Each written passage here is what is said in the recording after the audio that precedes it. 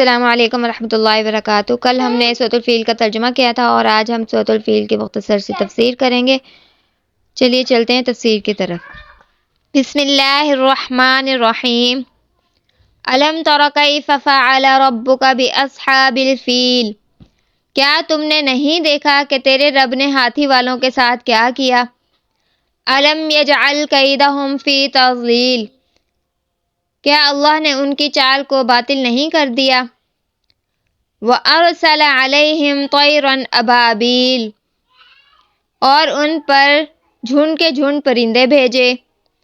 تَرْمِيهِمْ بِحِجَارَةٍ مِّن سِجِّيلٍ، جو ان پر کنکریلے پتھر پھینکتے تھے۔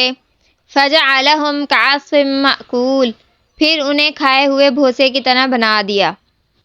چلیں آئیے ہم اس کی تفسیر کرتے ہیں۔ رسول صلی اللہ علیہ وسلم کی ولادت سے 50 دن قبل کا واقعہ ہے یہ۔ یمن میں حبشہ کا بادشاہ تھا اور اس کا ایک گورنر تھا جس کا نام تھا ابرہہ۔ وہ عیسائی تھا اور جو اس کے سارے علاقے کے لوگ تھے وہ بھی سارے عیسائی تھے۔ اب اس نے ایک چرچ بنایا۔ اب اس چرچ میں بھی وہ اتنا رش نہیں ہوتا تھا جتنا کہ بیت اللہ میں ہوا کرتا تھا۔ حج تو اس دور میں بھی حضرت ابراہیم علیہ السلام کے دور میں چلا آ رہا ہے۔ اس نے کہا کہ عرب جن کو کچھ نہیں آتا اور ان کی زمین جو ہے وہ ریگستان پر مشتمل ہے، جن کے پاس کھانے کے لیے بھی کچھ نہیں ہوتا، مگر ان کے پاس ایک ایسا گھر ہے جہاں پوری دنیا حج کے لیے جاتی ہے، اور ہمارے پاس جو ہے وہ ہمارے چرچ میں کوئی بھی نہیں آتا۔ اب اس نے کیا کیا کہ اس نے اعلان کر دیا کہ یہاں پر اب حج ہوا کرے گا، یعنی کہ چرچ میں۔ عرب والوں کو غصہ آ گیا۔ اب بعض روایات میں آتا ہے کہ کسی نے یمن میں جا کر وہاں چرچ میں قضائے حاجت کر دی، اور بعض روایات میں آتا ہے کہ آگ لگا دی۔ ابرہہ کو غصہ آ گیا۔ اس نے کہا کہ میں بڑا لشکر لے کر حملہ کروں گا اور خانہ کعبہ کو گرا دوں گا، کہ اب حج یہاں ہوا کرے گا اور لوگ جو ہیں بیت اللہ میں حج نہیں کیا کریں گے۔ اب وہ اتنا بڑا لشکر لے کر آیا۔ حضرت عبد المطلب جو کہ حضرت حضور صلی اللہ علیہ وسلم کے دادا تھے، وہ بیت اللہ کے متولی بھی تھے اور رکھوالے بھی تھے اور حفاظت پر مامون تھے، اس لیے ان کو فضیلت حاصل تھی۔ اس لیے ابرہہ نے ڈائریکٹ ان سے رابطہ کیا حضرت عبد المطلب سے، اور ان سے کہا کہ ہم لڑائی نہیں چاہتے، ہم صرف بیت اللہ کو گرانے آئے ہیں اور گرا کر چلے جائیں گے۔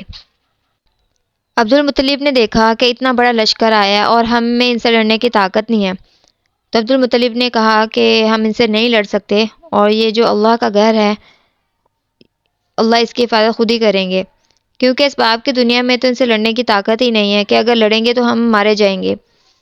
اور کیونکہ ابرہہ جو تھا وہ بہت بڑے لشکر کے ساتھ آیا تھا اور اس کے پاس بڑے بڑے ہاتھی بھی تھے، اور عرب جو ہیں وہ ہاتھیوں کی جنگ سے تو ویسے ہی مانوس نہیں تھے، وہ گھوڑے کی لڑائی کے عادی تھے۔ اب وہ جو گھوڑے تھے وہ پہلے ہی ابرہہ حملہ کر کے لے جا چکا تھا۔ اب عبد المطلب نے وہ گھوڑے تو ان سے چھڑوا لیے، لیکن جو بیت اللہ کا معاملہ ہے وہ اللہ کے سپرد کر دیا کہ اللہ اس کی حفاظت خود ہی کریں گے۔ ابرہہ جو تھا وہ طائف کے راستے سے آ رہا تھا، تو انہوں نے وادی محصر میں پڑاؤ ڈالا اور عبد المطلب اپنے لوگوں کو لے کر پہاڑوں کے کناروں پر چلے گئے کہ دیکھیں اللہ اپنے گھر کی حفاظت کس طرح کرتا ہے۔ تو جب وادی محصر میں پڑاؤ ڈالا تو اللہ نے پرندے بھیجے جن کا ذکر اللہ سورت میں کر رہے ہیں۔ الم تر کیف فعل ربک باصحاب الفیل، اور کیا تم نہیں دیکھتے کہ اللہ نے ہاتھی والوں کے ساتھ کیا کیا؟ اب یہ خطاب نبی کریم صلی اللہ علیہ وسلم کو بھی ہو سکتا ہے اور جو پڑھ رہا ہوتا ہے اس کو بھی ہو سکتا ہے۔ دیکھا کا مطلب جو ہے وہ اس لیے استعمال کیا کہ یہ اتنا متواتر واقعہ تھا کہ گویا جس نے نہیں دیکھا اس نے بھی اپنی آنکھوں سے دیکھا، کیونکہ یہ اتنا بڑا واقعہ ہوا تھا کہ اس واقعے کی بہت زیادہ شہرت ہو گئی تھی، اور جب اللہ نے پرندے بھیجے اور جب انہوں نے کنکر مارے تو وہ کنکر جو ہیں ان کے سر سے گھس کر نیچے تک آر پار ہو جاتے تھے، اور ان کا جسم جو تھا وہ گلنے لگتا تھا اور سڑ جاتا تھا۔ بہت سارے لوگ جو تھے وہ مارے گئے تھے اور کچھ لوگ جو ہیں وہ بھاگ بھی گئے تھے۔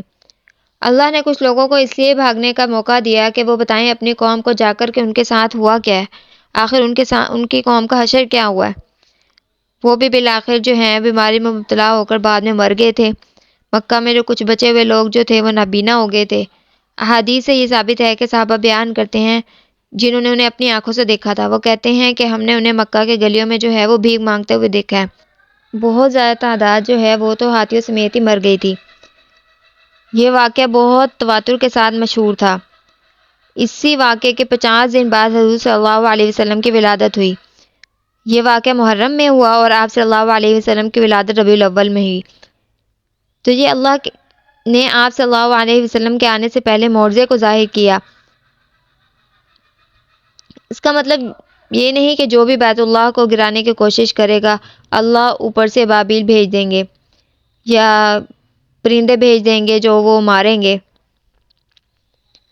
یہ تو ایک واقعہ ہو گیا، ورنہ دنیا کے اسباب جو ہیں وہ کام آتے ہیں، کبھی اللہ معجزہ دکھاتے ہیں کبھی نہیں دکھاتے۔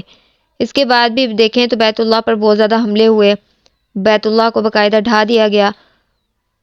جیسے بنو امیہ کی خلافت کے دور میں جب حضرت عبداللہ بن زبیر کی خلافت قائم ہوئی تو ان کی خلافت کو ختم کرنے کے لیے جو بنو امیہ کے لوگوں نے حملہ کیا تھا تو اس میں بیت اللہ بھی جو ہے اس کی دیواریں بھی گری تھیں۔ حدیث میں آتا ہے کہ قرب قیامت میں بیت اللہ کو گرا دیا جائے گا اور حج بند ہو جائے گا۔ اللہ نے اپنی قدرت ظاہر کی کہ بیت اللہ کی عظمت لوگوں کے دلوں میں بیٹھ جائے، اور یہ تو مسبب الاسباب کی دنیا ہے اور اس میں اسی طریقے سے چلنا ہے، مقابلہ کرنا ہے۔ بیت اللہ کی حفاظت کی ذمہ داری جو ہے وہ ہماری ہے، یہ تو اللہ ہے جو کبھی اپنی قدرت دکھا دیتا ہے۔ اور اللہ یہ بھی چاہتے تھے کہ لوگوں کے دلوں میں بیت اللہ کی عظمت بیٹھ جائے، اور حضور صلی اللہ علیہ وسلم کا جو ظہور ہونے والا ہے اس بیت اللہ کا مقدس میں ہونا پوری دنیا مان لے، اور اس جگہ پر جو پیغمبر پیدا ہوں گے اس کو بھی پوری دنیا مان لے گی۔ نبی کریم صلی اللہ علیہ وسلم کے آنے سے پہلے نبوت کی تیاریاں ہو رہی تھیں، اور زمزم کا چشمہ جو تھا وہ دوبارہ دریافت ہو گیا تھا۔ یہ بھی نبی کریم صلی اللہ علیہ وسلم کے آنے کی نشانی ہے۔ یہ تھی سورۃ الفیل کی مختصر سی تفسیر۔ اجازت دیجیے، اللہ حافظ۔ Please like, share and subscribe my channel.